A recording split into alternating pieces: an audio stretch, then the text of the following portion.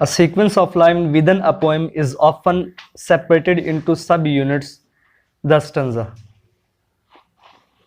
ठीक हो गया। हम क्या करते हैं कि जो पोइम होती है ना, मुख्तलिफ तरीकों से हम उसको सब पार्ट्स में डिवाइड कर देते हैं। अगर 2-2 लाइन में किया हुआ तो मीन्स वो कपलेट होगा, 4 में किया है तो वो क्वाड्रेट होगा, 8 में किया तो वो ऑक्टिव होगा, और 14 में किया तो वो सोनेट होगा। ये मशहूर ये वाले। दूसरा पैराग्राफ में जहां से शुरू हो रहा है, there are a great number of different stanzas forms available to a poet writing in English tradition. तो इंग्लिश ट्रेडिशन में राइटिंग पोइट्री लिखने के लिए बहुत सारी हमें फॉर्म्स मिलती है। ठीक हो गया, जो कि स्टैंजाज की हैं। The main ones are given in the following list. जो मशहूर हैं वो नीचे दिए गए।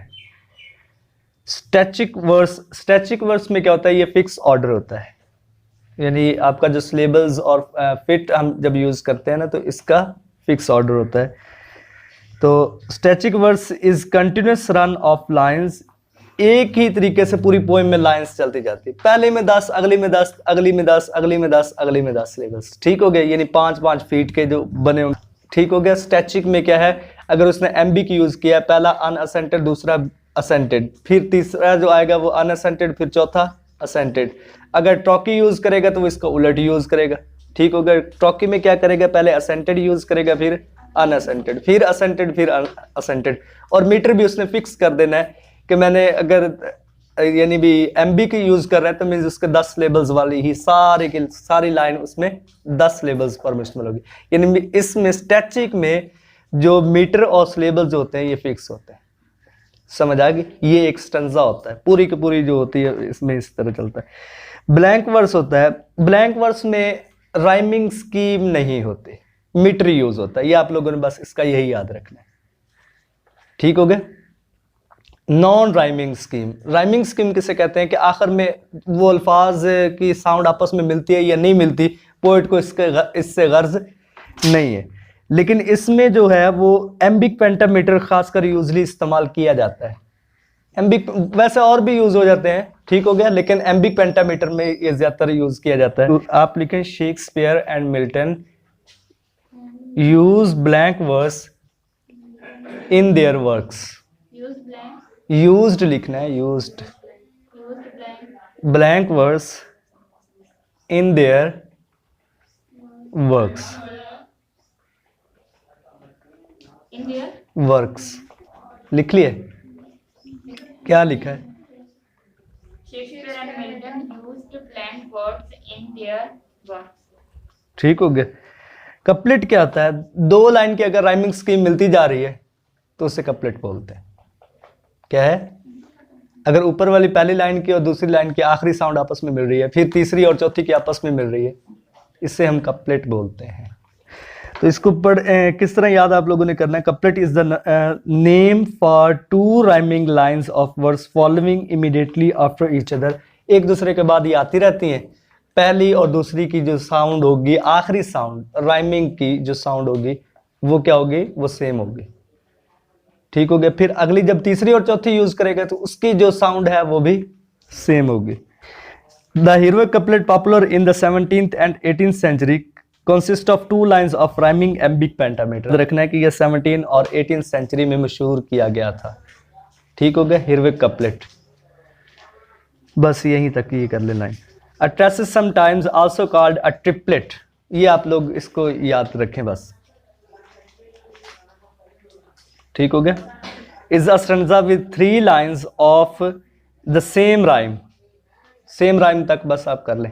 और आप लोगों ने ये चीज़ याद रखनी है कि ट्रेसेट और ट्रिपलेट एक होता है। जब आपको ये याद रह जाएगा ना, तो आपको जब ट्रिपल से 3 तो याद रह जाएगा।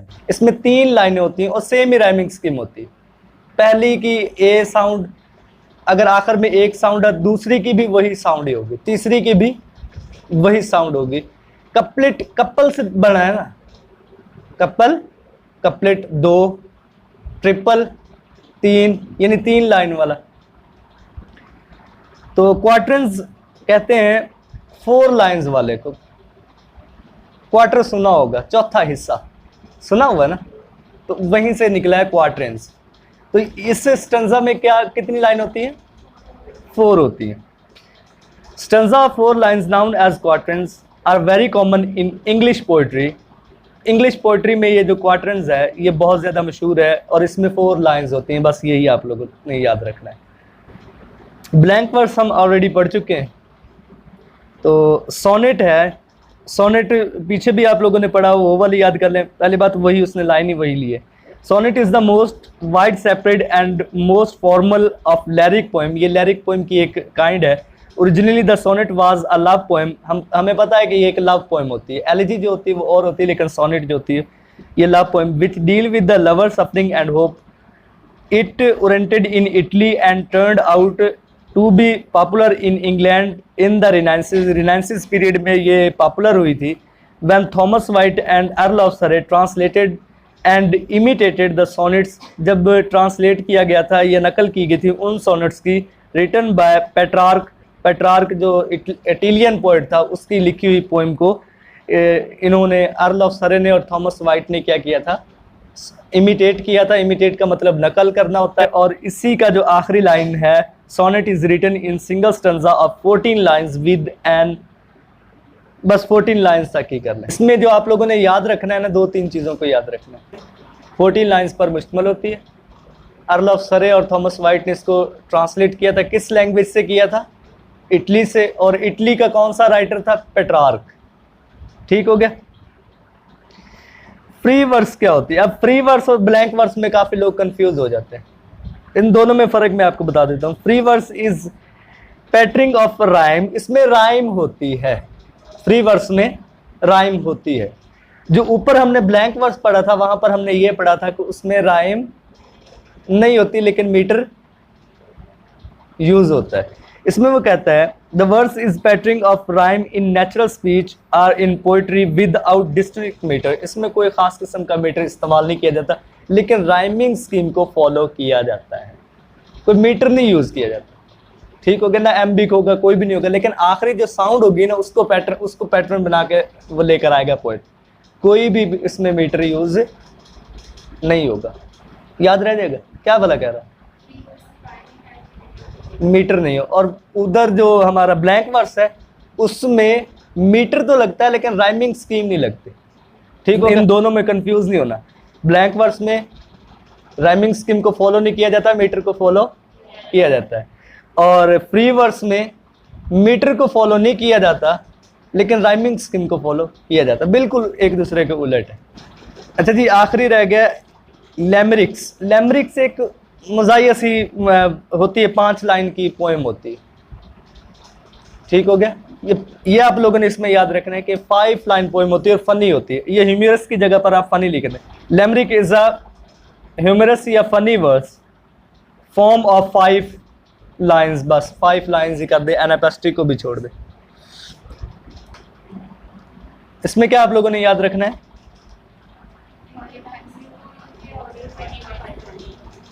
ये फनी पोएम होती है और 5 लाइन्स पर मुश्तमिल है। याद रह जाएगा, बस काफ़ी है।